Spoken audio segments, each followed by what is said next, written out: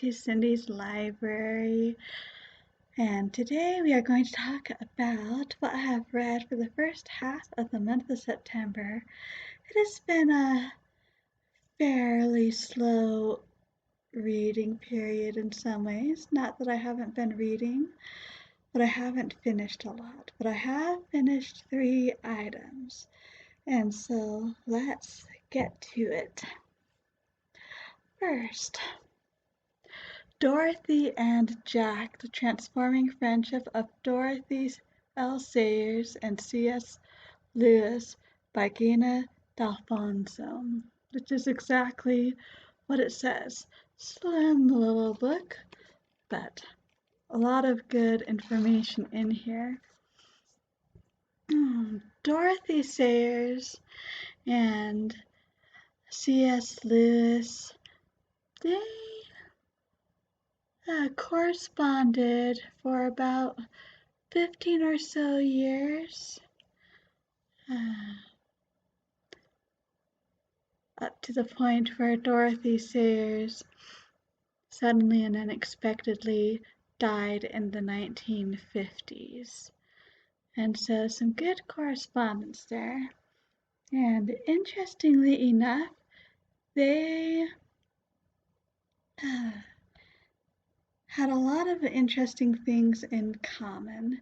They are both Christians.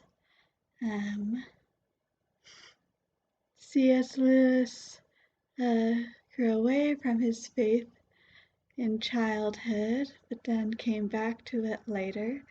And Dorothy Sayers never did that, but that doesn't mean she didn't have some questions herself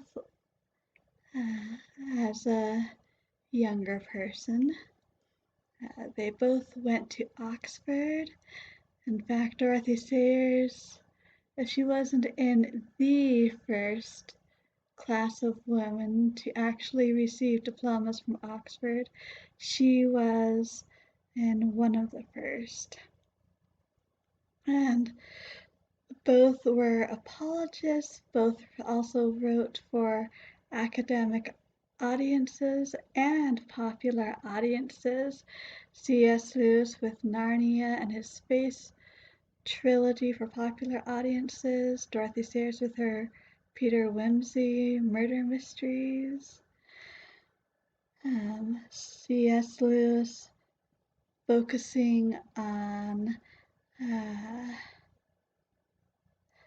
we would call it Renaissance literature and a chivalric mode of writing as well, and medieval writing for academic. And Dorothy Sayers, she translated Dante and was fascinated by him.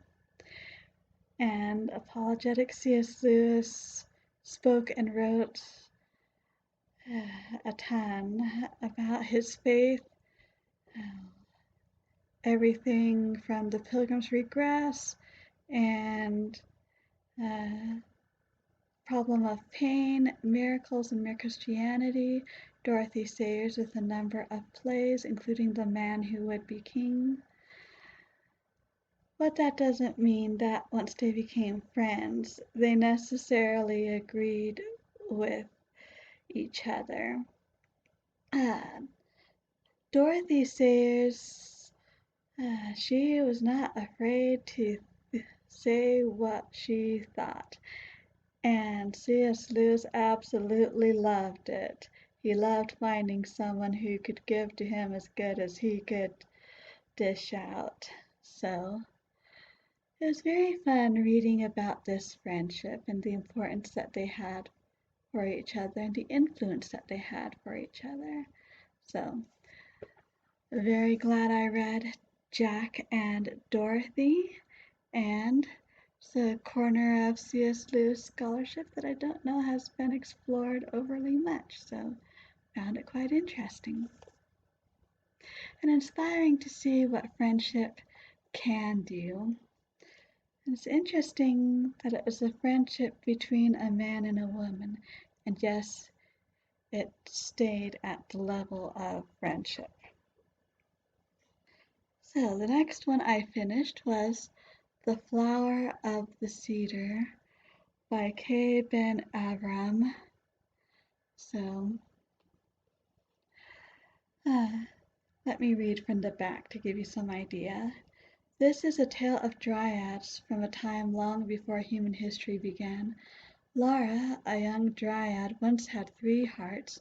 As with all her kind, to recover them and bring them to life, she must set out on an unknown journey, fearing the god of the land who reportedly devours hearts, and inexplicably drawn to the Lamia, who tales say revive hearts by an ominous method called guttings. She leaves her home, embarking on the heart-finding quest.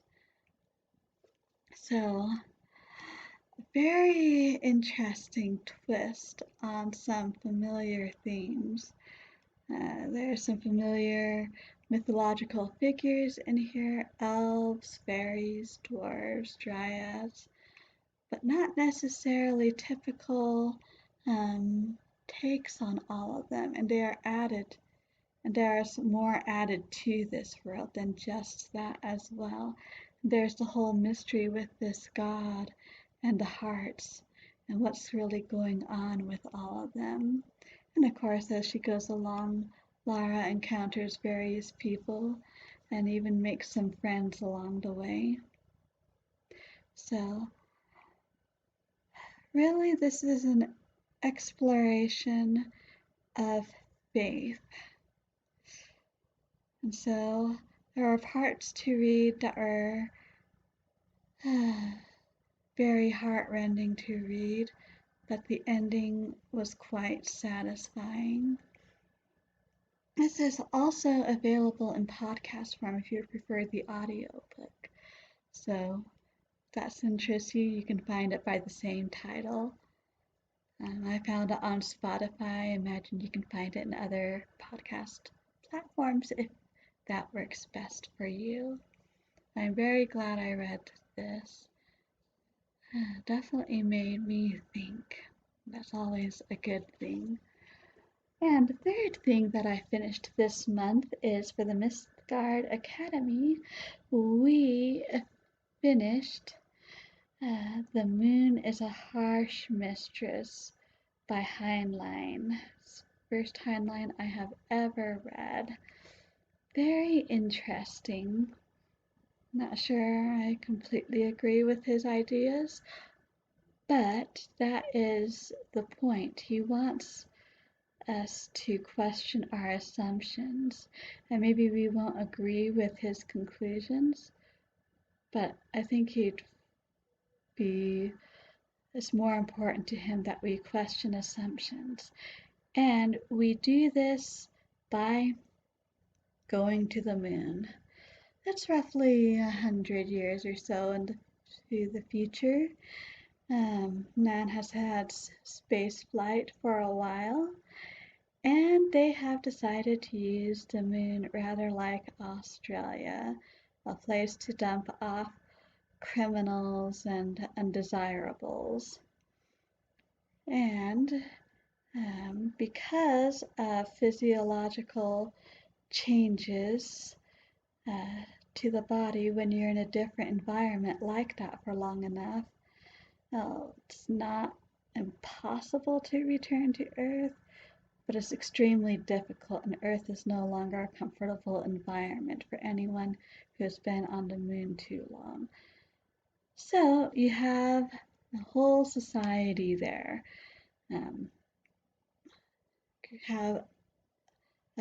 Now you have third generation people living there who've never been criminals per se. They were born there, as were their parents.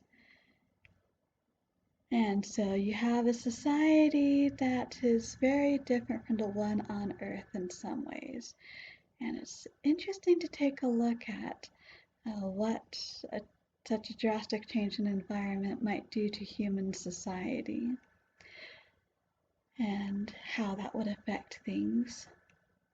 But that's not, that is one of the main points of the story, or the book I should say, but the story, it is about a computer technician named Manuel, called Manny for short.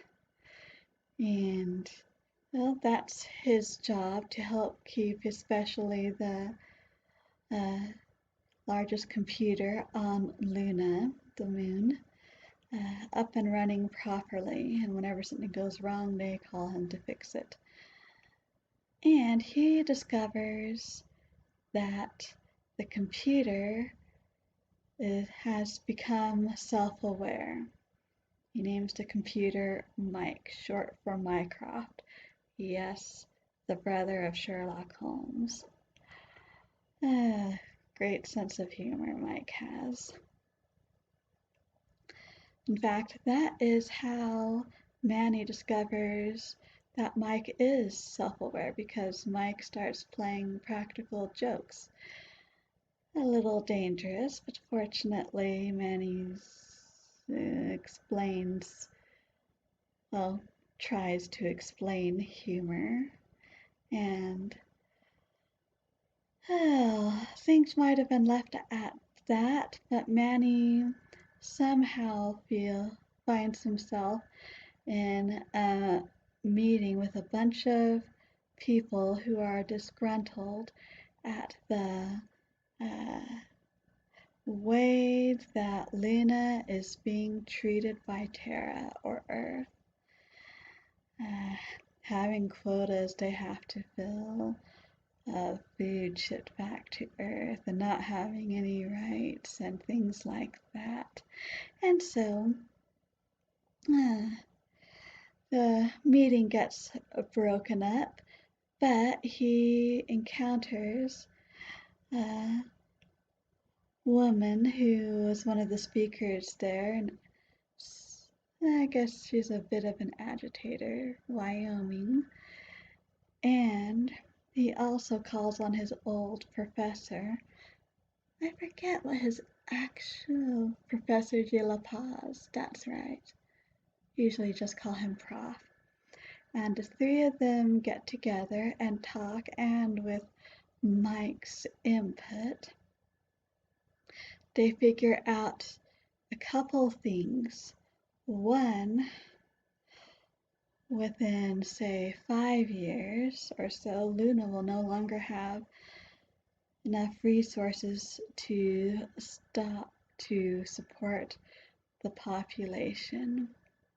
Rationing will start in about 5 years. 7 years is when cannibalism will start. Not a pleasant prospect.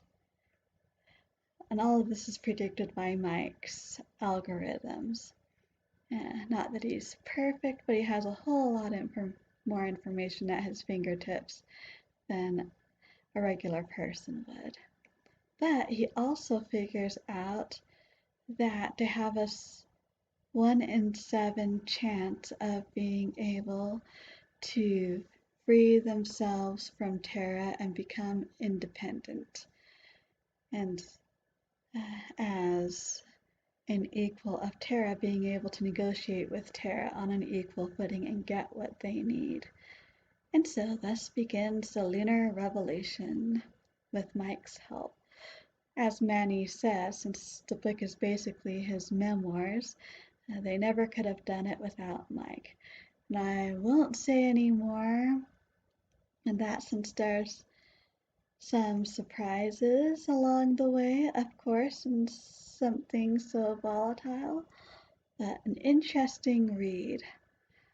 Like I said, I'm not sure I would agree with everything in there, but it is interesting to think and extrapolate. And if Heinlein wanted me to think, he succeeded. So, good job, Heinlein. If anyone's interested, the Mythgard Academy is going to be starting The Nature of Middle-earth, writings of J.R.R. Tolkien, edited by Carl Hofstadter, doing chapters, sections 1 through 5, starting next Wednesday. So if anyone wants to join in the fun, I will leave the link down below to join. Anyway, that is what I have basically read for the first half of the month of September. I hope that your reading has been just as fun and interesting for you, that it's gone well. And feel free to leave comment suggestions below. I'd love to hear what you've been reading this September. And so until next time, I hope we all stay safe and healthy. And as always, happy reading!